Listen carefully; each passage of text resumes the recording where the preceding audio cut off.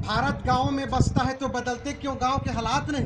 भारत गांव में बसता है तो बदलते क्यों गांव के हालात नहीं। वही टूटी फूटी सड़क, जर्जर स्कूल, विकास का नामो निशान तक नहीं। रहते हैं नेता शहरों में, योजनाएं बनती है महलों में।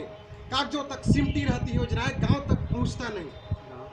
गांव के विकास के लिए बना पंचायती राज है, बस पंच सरपंच के भरोसे छोड़ दिए पूरा गांव है।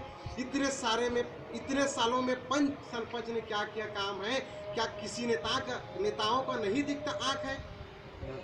ना तालाब की खुदाई, न ही पचड़ी का निर्माण कराते हैं। ना तालाब की खुदाई, ना पचड़ी का निर्माण कराते हैं। शिक्षा, स्वास्थ्य, सुरक्षा, बिजली पानी का भी प्रबंध नहीं कराते हैं। लाखों खर्च कर पछताते हैं, 5 साल तक बस नोट छापते हैं। चाहे कुछ बने न बने, इनके महले दो महले निश्चित ही बनते हैं।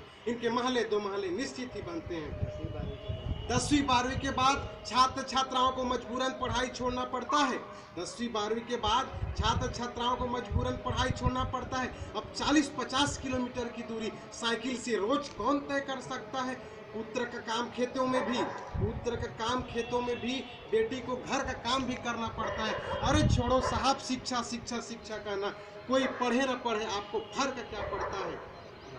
गांव में रोजगार नहीं, लोगों को शहर पलायन करना पड़ता है। अब शहरों में भी मुश्किल से 200-250 की ही रोजी मिल पाता है। एक बच्चे को भी शहर पढ़ाएं तो 4 से 5 हजार का महीना खर्च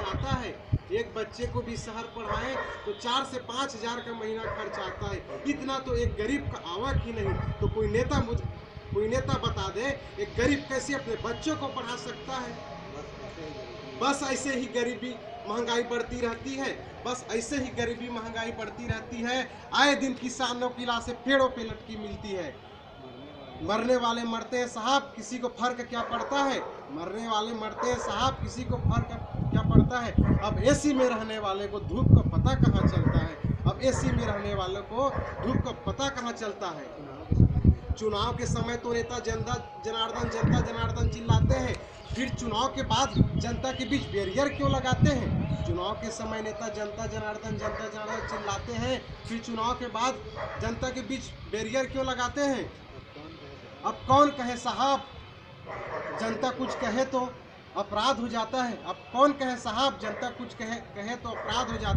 नेता कुछ भी कहे उनका लोकतांत्रिक अधिकार हो जाता है।